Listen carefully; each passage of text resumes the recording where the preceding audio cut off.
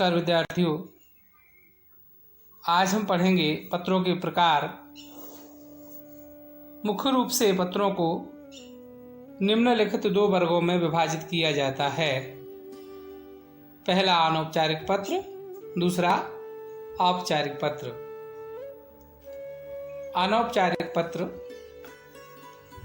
वैयक्तिक अथवा व्यक्तिगत पत्र अनौपचारिक पत्र की श्रेणी में आते हैं। वैयक्तिक अथवा व्यक्तिगत पत्र क्या होते हैं, समझिए।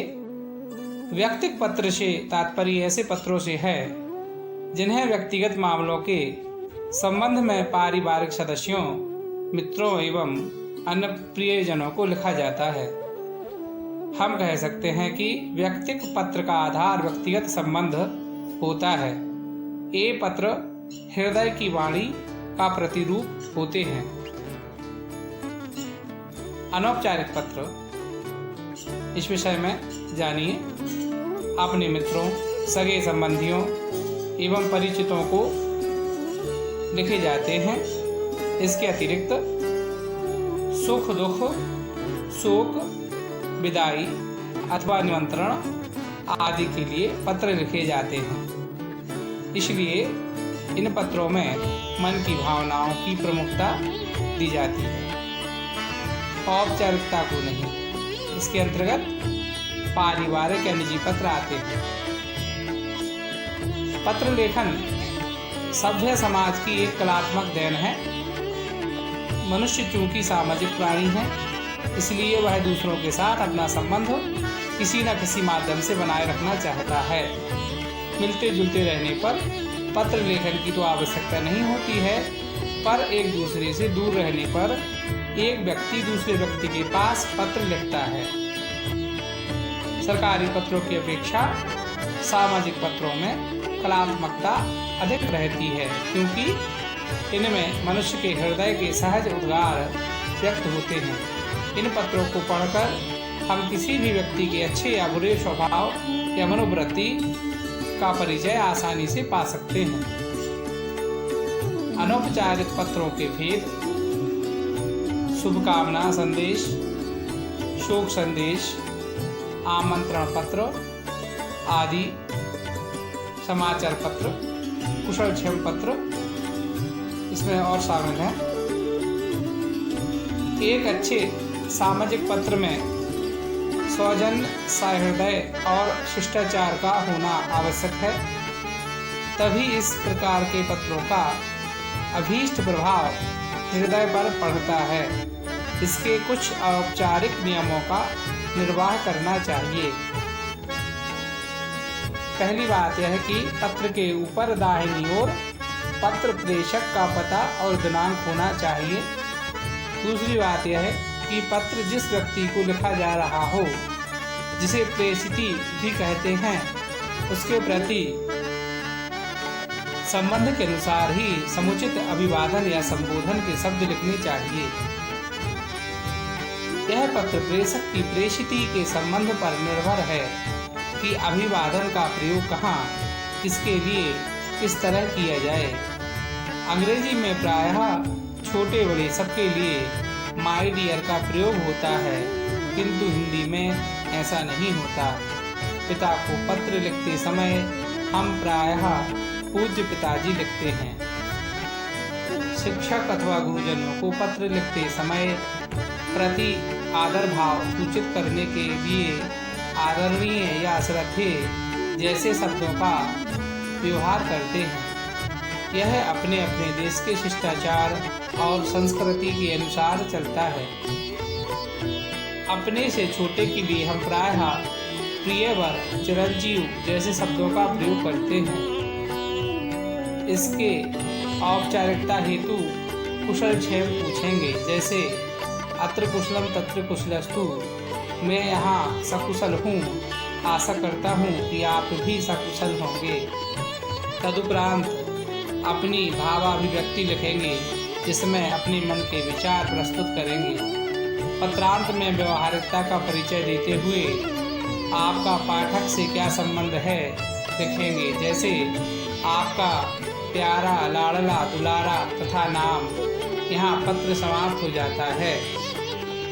अनौपचारिक पत्र लिखते समय ध्यान रखने योग्य बात है। पहला, भाषा सरल व स्पष्ट होनी चाहिए।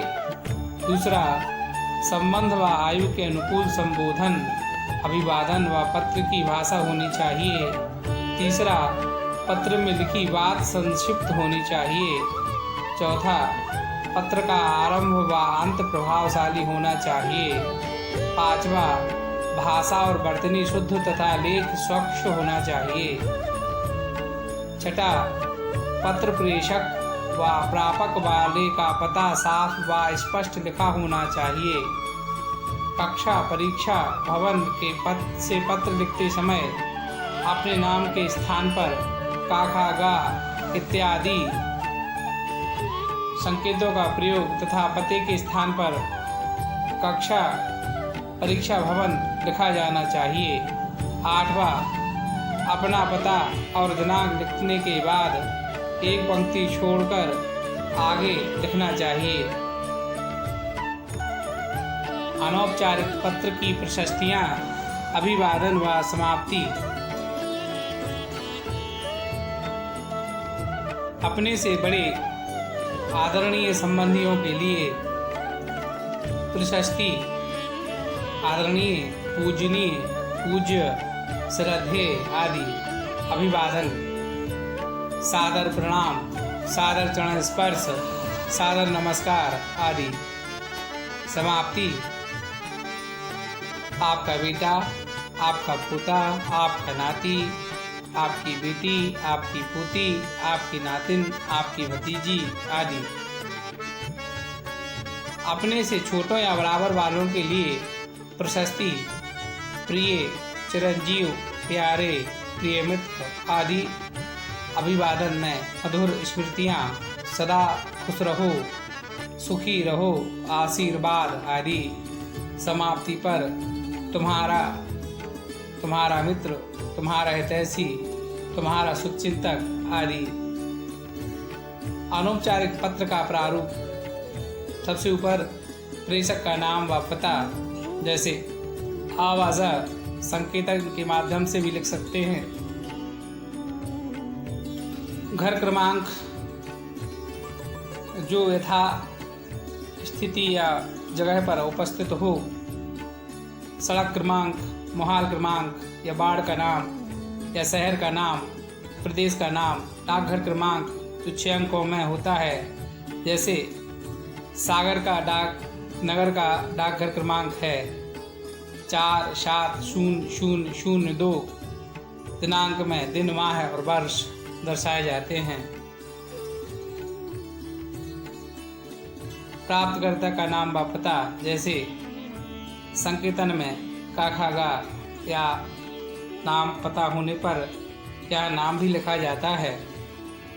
घर क्रमांक, सड़क क्रमांक, मोहाल क्रमांक या वार्ड का नाम, ग्राम या शहर या प्रदेश का नाम यथावत उसी के अनुसार जो वास्तविकता से है।